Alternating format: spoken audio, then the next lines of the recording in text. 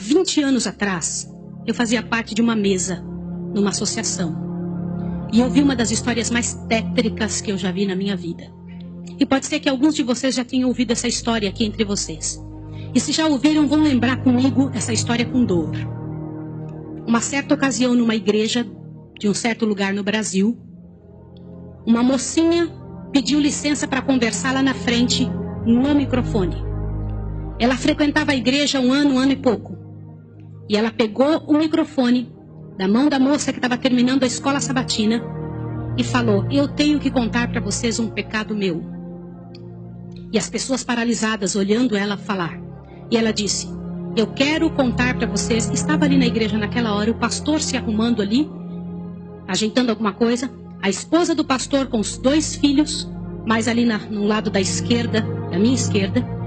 E a igreja toda ali junta. Vocês sabem que entre a escola sabatina e culto a igreja fica bem cheia. E ela disse: eu tenho que contar o meu pecado para vocês. E o pecado que eu tenho que contar é que eu sou amante do pastor.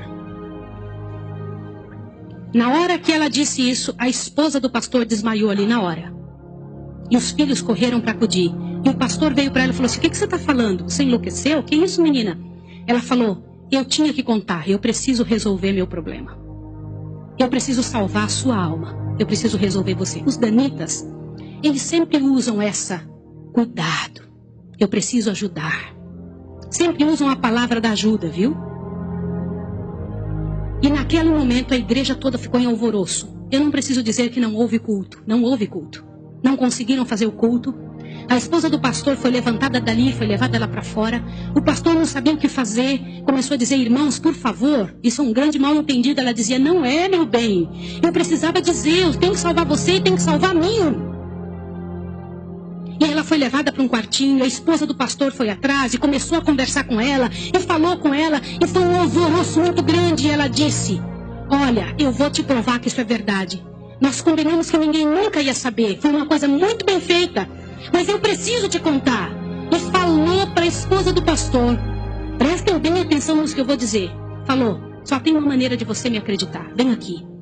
O seu marido tem uma marca na genitália dele. E a marca é assim, assim, assim. E a esposa olhou para ela e acreditou nela na hora. Sabe por quê? Porque aquele pastor nunca tinha tido contato sexual com nenhuma pessoa, só com sua esposa. Eles se casaram virgens. E ela disse: ninguém sabe disso. Como é que essa moça sabe? Consegue imaginar o que é isso? E ela também nunca tinha contado isso para ninguém.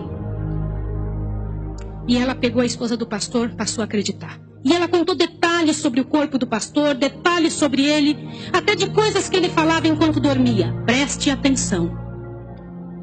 Eu não preciso dizer para vocês que aquele casamento acabou. A igreja todinha daquele pastor entrou num estado de bancarrota que vocês não têm ideia. Uma palavra, como diz Tiago, pode estragar a vida de uma pessoa para sempre. Sabe quantos anos se passou dessa história? Até que eu fiquei sabendo, isso foi há 20 anos atrás que eu fiquei sabendo. Já tinha se passado 20 anos que isso tinha acontecido. Por que eu fiquei sabendo dessa história? Foi numa mesa, numa comissão, numa associação. O presidente um dia nos chamou e disse o seguinte: irmãos, eu preciso da ajuda de vocês de oração por algo. O que foi? Há 20 anos atrás aconteceu a história de um pastor e contou toda a história para nós. Foi numa igreja assim, assim, assim, e nós tiramos a credencial desse pastor. E esse pastor foi para um sítio e ficou sozinho. A esposa dele é casada, tem outros filhos, está vivendo a vida dela. Mas eu fui chamado, olha o presidente nos contando. Eu fui chamado há alguns dias na casa de uma senhora com os cabelos todos brancos morrendo de câncer. E essa mulher morrendo de câncer pediu muito para falar com o pastor, mas tinha que ser o presidente da igreja adventista.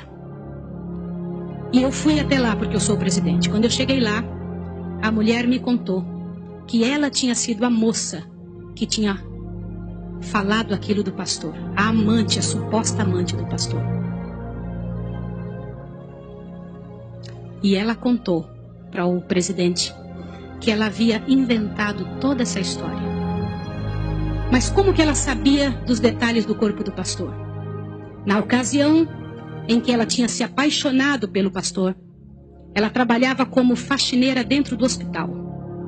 E o pastor foi internado, prestem atenção, internado para uma cirurgia de apêndice e passou muito mal.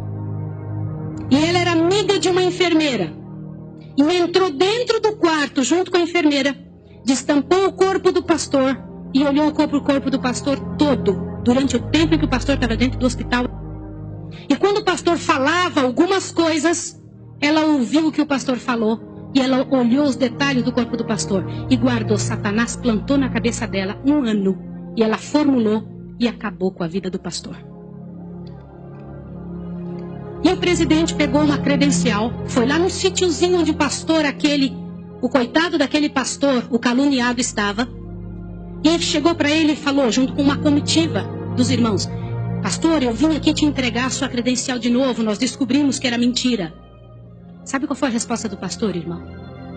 O pastor disse assim: vocês me devolvem minha família e meus filhos também? Vocês me devolvem minha reputação?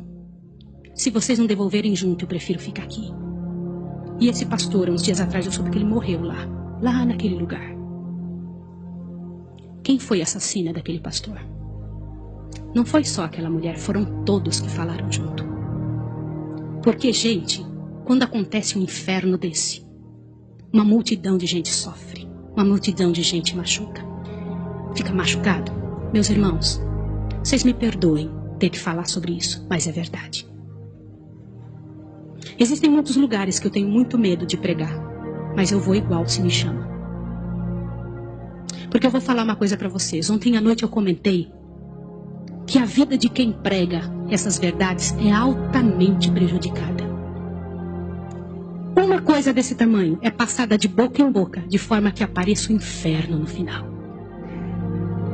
Será que existem danitas no nosso meio? O céu é um lugar tão fabuloso. Não vale a pena, meus irmãos. Não vale a pena. Deus tem mais para a nossa vida. Tem mais coisas para ocupar a nossa mente, para fazer parte do nosso vocabulário, para nós pensarmos a respeito das pessoas. Vamos fazer um exercício? Pense bem da pessoa que mais mal você sabe dela. Imagine isso agora. Sabe o que vai acontecer com você? Teu coração vai se encher de paz. Porque é isso que acontece, gente. Se você não for capaz de abrir a sua boca para trazer paz para a vida de alguém, não abra a sua boca para trazer o inferno para a vida de quem quer que seja. Jesus ama as pessoas pecadoras e miseráveis. Todas aquelas que pecaram horrivelmente, Jesus ama. E Ele tem mais para oferecer para nós.